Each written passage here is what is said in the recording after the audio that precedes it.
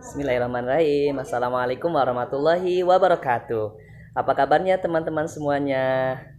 Ya, kembali lagi di kelas 4 bersama Pak Hafid. Insya Allah pada kesempatan kali ini untuk pelajaran pendidikan agama Islam kita akan belajar memulai yaitu tentang iman kepada Rasul-Rasul Allah. Mungkin teman-teman sudah baca ya modul yang Bapak dan Bu Anggi berikan ya tadi barusan begitu ya. Bapak hanya mengulas sedikit begitu tentang iman kepada Rasul-Rasul Allah. Teman-teman mungkin sudah hafal ya rukun iman gitu ya. Rukun iman ada berapa teman-teman? Ada 6 ya. Rukun iman itu ada 6. Yang pertama iman kepada Allah, iman kepada Rasul-Rasul Allah, kitab-kitab Allah, iman kepada malaikat Allah, iman kepada hari akhir, dan iman kepada qada dan qadar. Dan saat ini kita akan bahas tentang iman kepada Rasul-Rasul Allah. Baik, sebelumnya mungkin kita teman-teman sudah tahu ya nabi, antara nabi dan rasul. Nah, ada perbedaan ternyata teman-teman nabi dan rasul. Nabi itu yaitu laki-laki atau seorang yang diberikan wahyu oleh Allah SWT untuk dirinya sendiri, tetapi tidak mempunyai kewajiban untuk menyampaikan wahyu tersebut kepada umatnya. Jadi itu dari dari segi tata bahasa ya nabi. Sedangkan rasul itu laki-laki atau seorang yang merupakan pilihan Allah yang diangkat sebagai utusan ya dengan tujuan menyampaikan firman-firman-Nya kepada umat manusia untuk jadikan pedoman hidup. Jadi teman-teman, dengan kata lain, nabi itu diberikan wahyu tapi untuk dirinya sendiri dan tidak punya kewajiban. Sedangkan rasul itu punya kewajiban untuk menyampaikan wahyu tersebut kepada umatnya. Bedanya antara nabi dan rasul itu hanya itu. Kalau sekali lagi nabi itu tidak punya kewajiban untuk menyampaikan, sedangkan rasul itu punya kewajiban untuk menyampaikan wahyu kepada umatnya begitu. Nah, jumlah nabi dan rasul itu banyak teman-teman, tetapi yang wajib kita ketahui hanya 25 nabi. Mungkin teman-teman di kelas 1, 2, 3 SD kemarin sudah hafal, bahkan TK ya, nyanyian ya nabi 25 nabi dan rasul begitu. Bapak tidak akan bahas, tapi di sini kita hanya pengenalan saja begitu teman-teman. Nanti tinggal kita akan bahas di pertemuan-pertemuan berikutnya tentang nabi dan rasul. Baik, itu tentang nabi dan rasul ya teman-teman. Ternyata ada dalam surah Al-An'am dalilnya, surah Al-An'am ayat 48 yang artinya dan kami mengutus para rasul itu melainkan untuk memberikan kabar gembira dan memberi peringatan.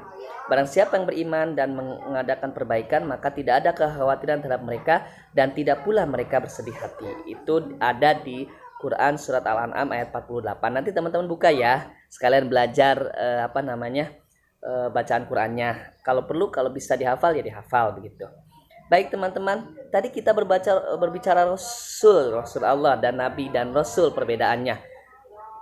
Kan temanya iman ya, pasti ada kaitan antara iman Rasul, antara iman dan Rasul Allah atau Nabi dan Rasul Allah begitu ya. Nah kita bahas tentang iman. Nah, iman itu secara definisi, secara arti keyakinan teman-teman, rasa yakin kita yang ditumbuhkan di dalam hati begitu. Ditumbuhkan di dalam hati, kemudian diucapkan dengan lisan. Misalkan kita menyebut 2 kalimat syahadat. Asyhadu alla ilaha illallah wa asyhadu anna muhammadar rasulullah.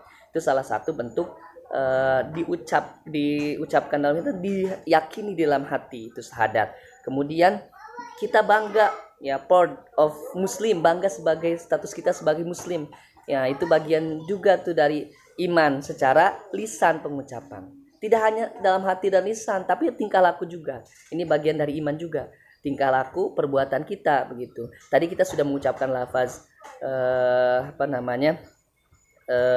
kalimat syahadah. Nah, kita aplikasikan penerapannya dalam kehidupan sehari-hari. Misalkan sholat 5 waktu, bersedekah, kemudian rajin menolong segala macam. Nah, itu salah satu bentuk pengamalan begitu ya. Jadi iman itu teman-teman diucapkan dalam ditetapkan dalam hati, kemudian diucapkan secara lisan dan diamalkan dalam perbuatan sehari-hari. Kalau kita mengimani adanya Rasul-Rasul Allah atau Nabi dan Rasul, berarti kita selain meyakini ada Rasul Allah, kita juga mengamalkan apa yang yang diamalkan oleh Rasulullah begitu, khususnya Nabi Muhammad SAW begitu ya.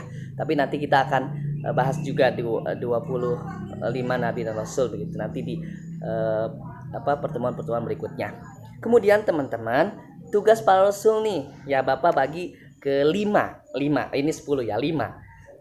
Yang pertama menyampaikan ajaran kepada manusia dan mengajaknya ke jalan yang benar. Tentu dong, harus ya ke jalan yang benar. Kemudian yang kedua membimbing manusia ke dalam kebaikan dan menjauhi kejahatan. Yang ketiga membawa kabar gembira, tentunya berkaitan dengan surga dan peringatan kepada kita yang berkaitan dengan neraka. Apabila kita mau masuk surga, kita harus berbuat baik. Masuk neraka ya ketika kita berbuat jahat ya balasannya neraka begitu ya. Yang berikutnya itu memperbaiki kondisi manusia dari yang tidak baik kepada kebaikan begitu. Ini tugas para rasul. Dan yang berikutnya yaitu memberikan teladan yang baik atau uswatun hasanah. Apalagi baginda Rasulullah Nabi Muhammad SAW begitu ya, sebagai uswatun hasanah. Kemudian teman-teman tahu nggak fungsi dari iman kepada Rasul Allah? Yang pertama, bertambah keimanan kepada Allah SWT dengan mengetahui bahwa Rasul benar-benar manusia pilihan Allah. Jadi ketika kita mempelajari Rasul-Rasul Allah atau Rasul Nabi dan Rasul begitu ya, kita semakin bertambah keimanan kepada Allah begitu ya. Bertambah keimanan kepada Allah dengan tentunya menjalankan apa yang dilakukan atau dilakukan oleh Rasulullah gitu ya, oleh Rasul Allah. Kemudian mau mengamalkan apa yang disampaikan Rasulullah tadi kan, iman nama juga tidak hanya ditetapkan di hati, diucapkan di lisan, tapi diamalkan. Nah, kita mengamalkan ya apa sih yang sudah dilakukan Rasulullah Muhammad SAW begitu dan Nabi yang lain begitu, hikmahnya apa sih? Nah, kita harus terapkan dalam kehidupan sehari-hari. Kemudian yang berikutnya lebih mencintai dan menghormati para rasul atas perjuangannya. Nah, setelah kita membaca kisah-kisah yang luar biasa dari Rasulullah Allah, kita akan lebih cinta begitu, menghormati ya. Kalau misalkan kita cinta kepada Rasulullah Nabi Muhammad SAW, ya kita bersolawat begitu kepada baginda Rasulullah, ya Allahumma sholli ala Muhammad wa ala ali Muhammad. Salah satunya itu bentuk cinta kita kepada baginda Rasulullah SAW begitu teman-teman. Itu mungkin yang bisa disampaikan, nanti diisi ya, ada beberapa review, nanti di review itu isi supaya teman-teman mengasah kembali begitu materi tentang iman, pengantar iman kepada Rasulullah. Mungkin cukup sekian dari Pak Hafid. Mohon maaf kalau ada salah-salah kata, perbuatan dari Pak Hafid ya, karena kebenaran hanya milik Allah SWT. Assalamualaikum warahmatullahi wabarakatuh.